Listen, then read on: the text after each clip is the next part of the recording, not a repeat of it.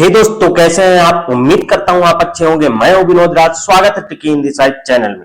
दोस्तों, आज हम हिंदी साहित्य के इतिहास के अंतर्गत जो एक सीरीज चल रही है मेरी, जिसमें हिंदी साहित्य का लेखन, आदिकाल की विशेषताएं, काव्य, आदिकाल को क्या क्या नाम दिया गया है, भक्तिकाल की विशेषताएं, ठीक है, ये सब जो दिया गया है इन सबको हम पढ़ने वाले हैं, ठीक है ना।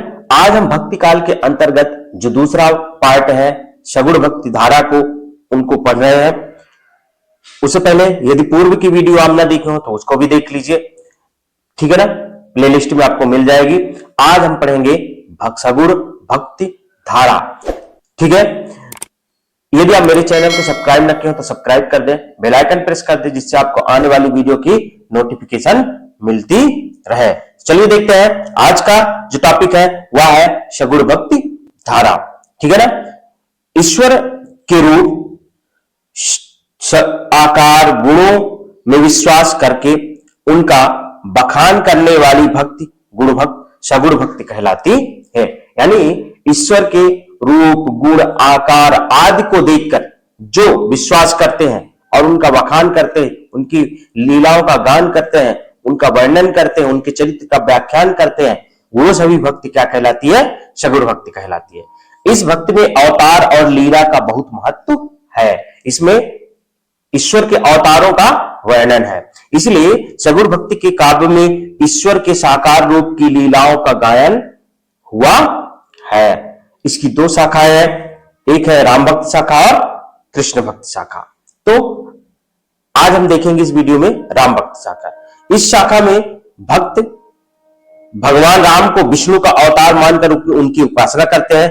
तुलसीदास इस शाखा के प्रमुख कवि माने जाते हैं, ठीक है।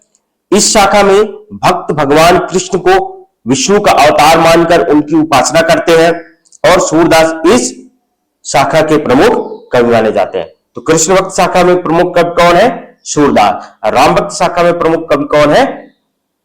तुलसीदास, ठीक है। देखते हैं राम भक्ति शाखा।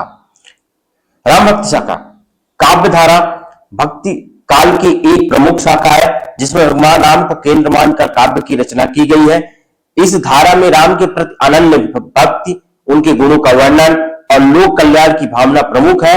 राम भक्त कवियों ने राम को विष्णु का अवतार मानकर उनकी महिमा का गान किया है। राम भक्ति काव्य की विशेषताएं, पहला है राम के प्रति अनन्य भक्ति। इस का धारा के कवियों ने राम के प्रति अटूट श्रद्धा और प्रेम व्यक्त किया है। दूसरी विशेषता है राम को विष्णु का अवतार मानना। राम को विष्णु का अवतार मानकर उनकी लीलाओं का वर्णन किया गया है। तीसरी जो विशेषता है लोक कल्याण की भावना।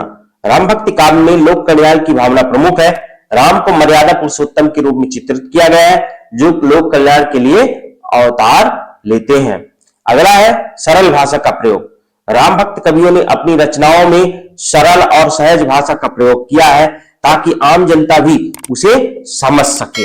अगला है राम की कथाओं का प्रयोग। राम भक्त कवियों ने रामायण की कथाओं का प्रयोग अपनी रचनाओं में किया है, जिससे उनकी रचनाएं लोकप्रिय हुई है। अगली विशेषता है भक्ति रस की प्रधानता। राम भक्ति काव्य में भक्ति रस की प्रधानता है। कवियों ने अपने आराध्य राम के प्रति प्रेम और भक्ति भाव व्यक्त की है। इसके अतिरिक्त जो विशेषता है उनको भी देख लेते हैं। पहली है मर्यादा पुरुषोत्तम राम। राम को मर्यादा पुरुषोत्तम के रूप में चित्रित किया गया है, जो आदर्श पुत्र, पति और भाई और राजा है। यानी ये सभी रूप में वो आदर्श रूप है, ठीक है ना। अगला है दास स्वभाव की भक्ति, यानी दास स्वभाव में राम भक्ति शाखियों के सभी कवियों ने भक्ति की है। तुलसीदास की भक्ति दास स्वभाव की भक्ति है, जिसमें राम को अपना स्वामी और स्वयं को उनका सेवक मानते हैं। अगला है लोक कल्याण की साधना। राम भक्ति काव्य में लोक मंगल की भावना निहित है, जिसका अर्थ है कवि समाज के कल्याण और भलाई के लिए काम करते हैं, ठीक है। अब हम देखेंगे राम भक्त शाखा के प्रमुख कवि और उनकी रचनाएं। पहले है तुलसीदास। इनकी रचना है रामचरितमानस, विनय पत्रिका, कवितावली, गीतावली, पार्वती मंगल, जानकी मंगल, हनुमान बाहु, रामानंद। फिर अगले कवि है रामानंद, ठीक है। इसमें रामचरितमानस क्या है? महाकाव्य है, ठीक है, जिसमें 7 कांड है, ठीक है ना। 7 कांडों को क्रम से याद कर लीजिए, कभी कभी पूछा जाता है, ठीक है। रामानंद की रचनाएं है, राम रक्षा स्रोत, ठीक है ना। फिर विष्णुदास की रचना है रामायण कथा, रुक्मणी मंगल, स्नेह लीला। ईश्वरदास की रचना है भरत मिलाप, अंगद पैज, अग्रदास, अष्टयाम, ध्यान मंजरी, राम ध्यान मंजरी, हितोपदेश व उपाख्यान बावनी। इसमें कितने कवि हैं? एक तो आपका कौन हो गए? तुलसीदास, दूसरे कौन हो गए? रामानंद, तीसरे हैं विष्णुदास और चौथे कौन है? ईश्वरदास। ये 4 कवि हो चुके हैं, ठीक है। अब आगे देखते हैं नाभादास।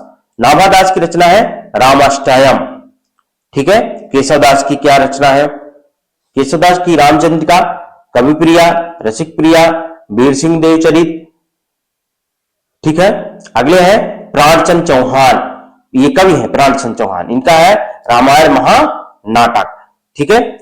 फिर अगले कवि है हृदय राम, इनकी रचना का उल्लेख नहीं है। सेनापति कवित्र रत्नाकर।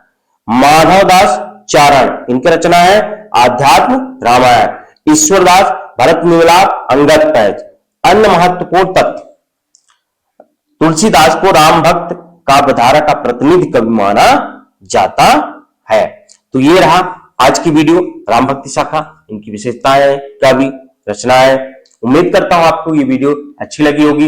यदि वीडियो अच्छी लगी हो तो लाइक करिए, वीडियो को शेयर करें और साथ ही साथ चैनल को सब्सक्राइब कर दें और बेल आइकन प्रेस कर दें, जिससे आपको आने वाली वीडियो की नोटिफिकेशन मिलती रहे। मिलते हैं नेक्स्ट वीडियो में, तब तक अपना ख्याल रखें। धन्यवाद।